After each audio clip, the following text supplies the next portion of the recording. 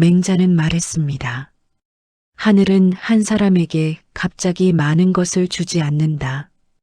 이 문장을 들을 때마다 마음 한켠이 걸리지 않았나요? 젊을 때 그렇게 죽어라 고생했는데도 왜 눈에 띄는 결과 하나 없었을까? 왜 어떤 사람들은 젊을 때부터 술술 풀리는데 나는 늘 똑같을까? 혹시 내 인생에는 원래 재물운이 없었던 건 아닐까?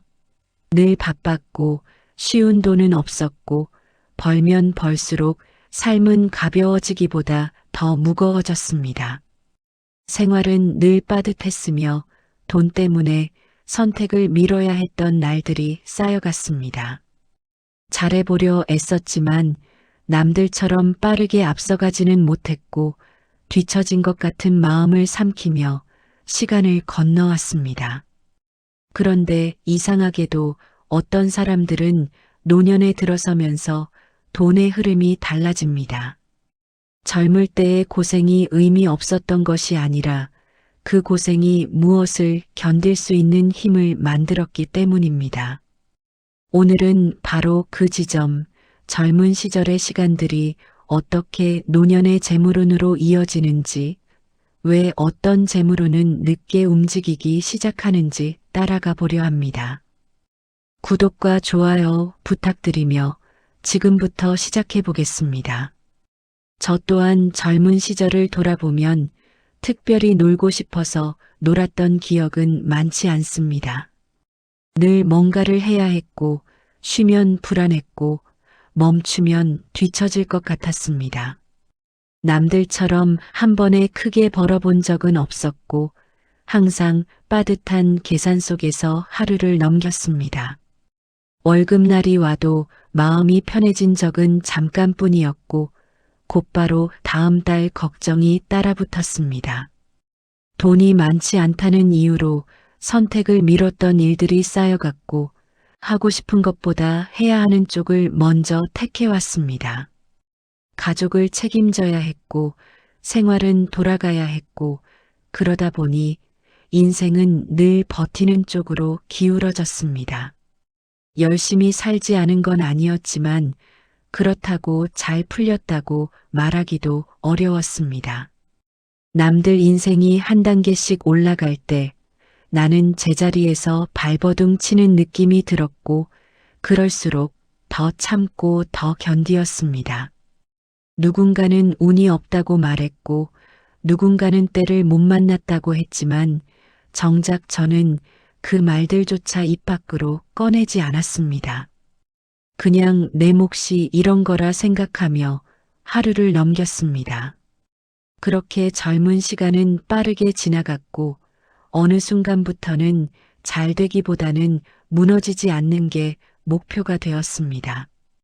큰 욕심을 부리지 않는 대신 쉽게 흔들리지 않으려 애썼고 그래서인지 인생은 화려하지 않았지만 완전히 무너지지도 않았습니다. 다만 마음 한켠에는 늘 같은 질문이 남아 있었습니다. 이렇게까지 고생하며 살아온 시간이 과연 어디로 이어질지 알 수 없다는 막막함이었습니다. 저처럼 젊을 때 그렇게 고생만 했던 사람들, 늘 버티고 시간을 견뎌온 사람들은 왜 노년에 들어서면서 돈의 흐름이 달라지는 걸까요? 왜 이 시점에 와서야 선택이 흔들리지 않고 불안이 줄어들며 재물이 삶을 압박하지 않게 되는 걸까요? 정말로 재물운은 젊을 때 이미 결정되는 것일까요? 아니면 사람마다 시기가 따로 있는 걸까요? 노년에 들어서 재물운이 움직이기 시작하는 사람들에게는 공통된 특징이 있습니다. 그들은 돈을 더 벌 수 있어서가 아니라 돈이 와도 삶이 무너지지 않는 상태가 되어 있는 것입니다. 큰 돈은 준비되지 않은 사람에게는 기회가 아니라 위험이 됩니다. 감당할 준비가 없는 재물은 생활의 리듬을 깨고 관계를 흔들며 판단을 흐리게 만듭니다. 그래서 노년의 재물운은 속도나 규모를 보지 않고 이 사람이 지금까지 어떤 선택을 해왔는지, 돈 앞에서 얼마나 흔들려 봤는지, 욕심 때문에 무엇을 잃어봤는지를 먼저 봅니다. 젊을 때 고생만 했던 사람들은 이미 여러 번 제한된 상황 속에서 선택을 해왔고 부족한 조건에서도 삶을 유지해 본 경험이 쌓여 있습니다. 하고 싶은 것을 미루고 해야 하는 것을 당연히 먼저 해왔고 돈이 모자랄 때 어떤 지출부터 줄여야 하는지도 알고 있습니다. 무엇보다 돈 때문에 관계가 틀어질 수 있다는 걸 직접 겪어봤기 때문에 재물이 와도 함부로 쓰지 않습니다.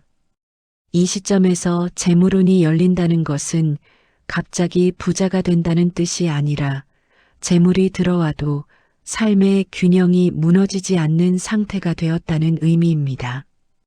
돈을 관리하는 능력보다 먼저 돈을 견디는 능력이 갖춰졌다는 것이죠. 올해 61세 박 선생님은 중소제조업체에서 30년 넘게 근무하며 현장과 관리를 오갔습니다. 젊은 시절 한 번에 크게 벌어본 적은 없었지만 자식 둘을 키울 만큼은 꾸준히 벌었습니다. 생활은 늘 빠듯했고 월급이 들어와도 여유롭다는 느낌은 오래가지 않았습니다. 그래도 집은 굴러가야 했고 아이들은 커야 했기 때문에 꾸준히 일을 해왔습니다. 시간이 지나 경력이 쌓이자 일은 점점 사람을 관리하는 쪽으로 바뀌었습니다.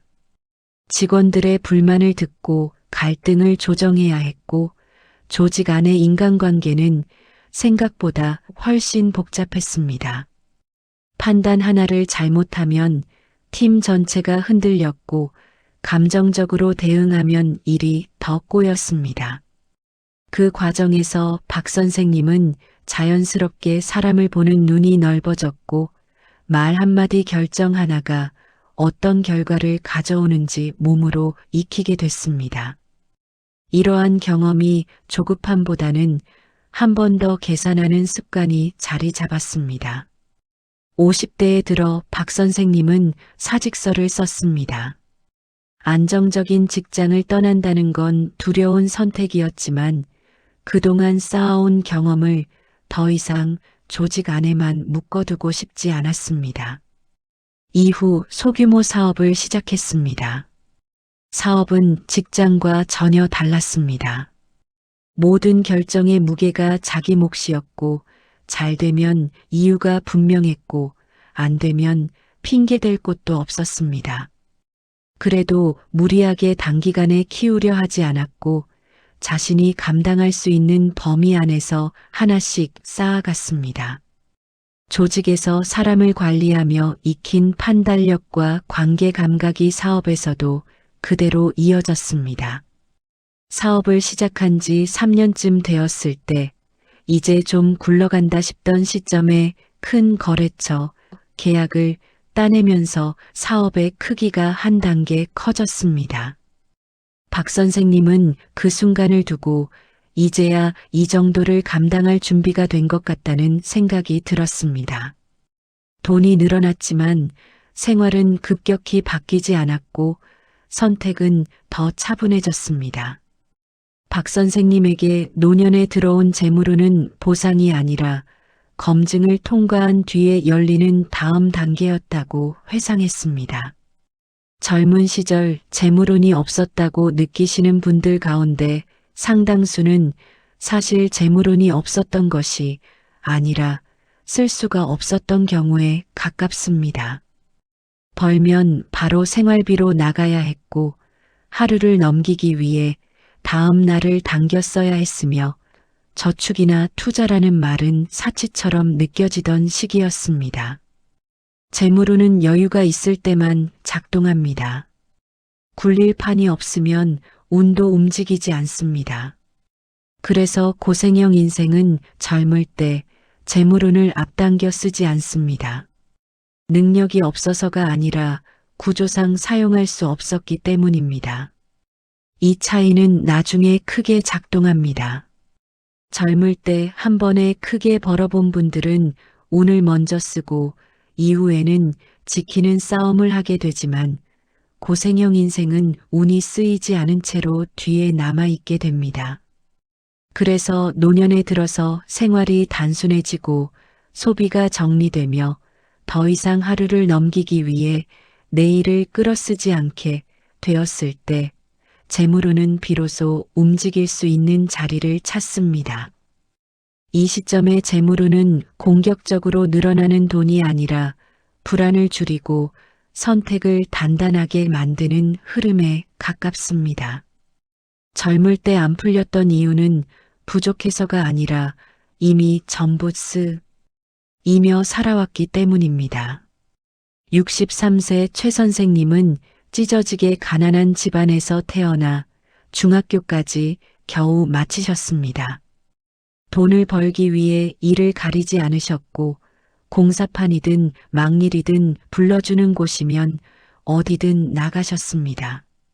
20살을 넘기면서부터는 하루 4시간도 채 못 주무시는 날이 많았고 몸은 늘 피곤하셨지만 쉬면 바로 생활이 무너질 것 같아 멈출 수 없으셨습니다. 20살 후반에 결혼해 아내분과 아드님을 두고 사셨지만 상황은 좀처럼 나아지지 않았습니다. 벌면 벌수록 돈은 생활비로 바로 빠져나갔고 통장에 남아있는 숫자는 늘 비슷했습니다.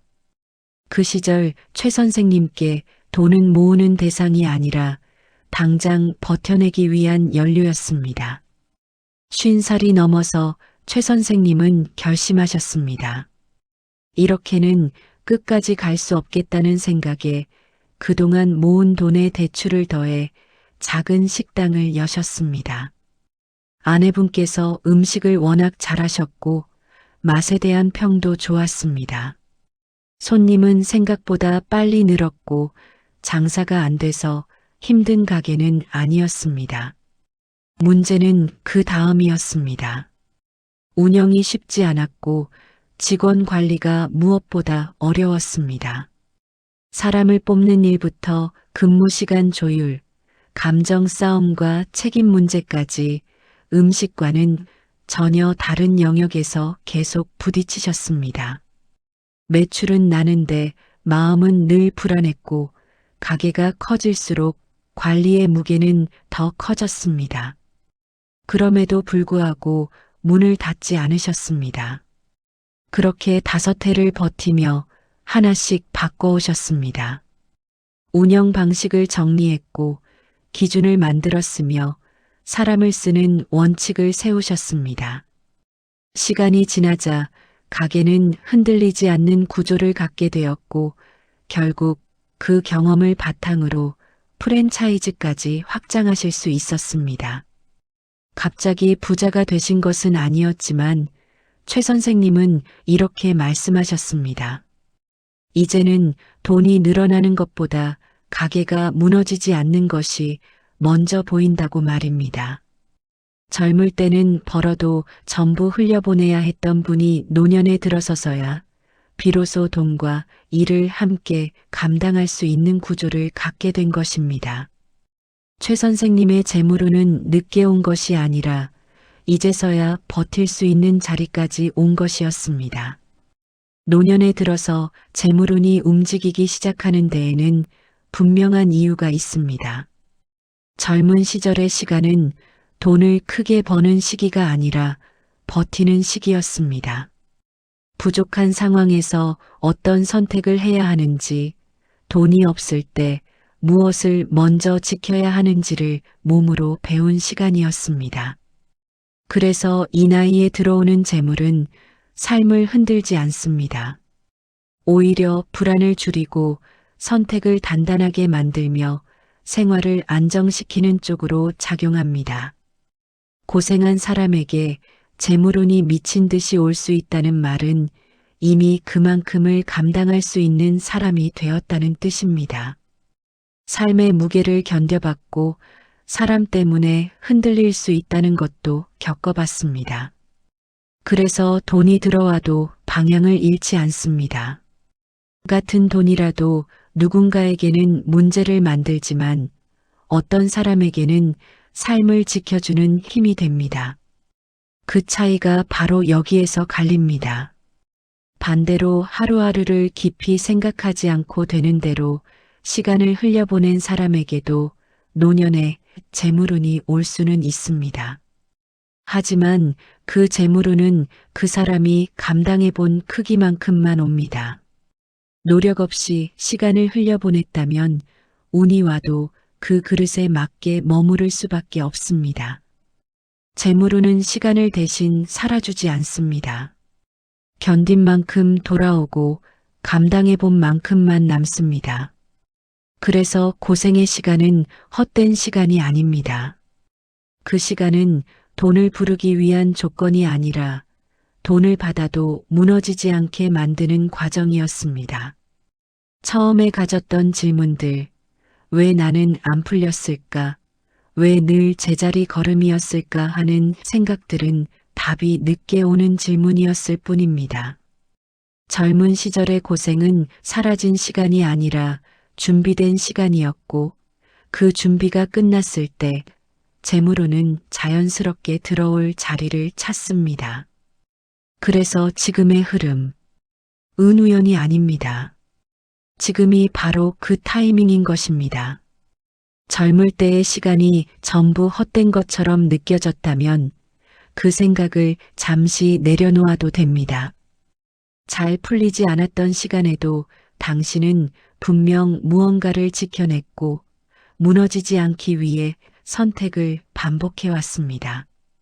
그 선택들이 지금의 당신을 만들었고 그래서 이 나이에 와서 삶의 무게를 다루는 방식이 달라진 것입니다. 재물운이란 말도 결국은 돈의 크기가 아니라 삶을 감당하는 힘이 얼마나 자라났는지를 보여주는 신호입니다.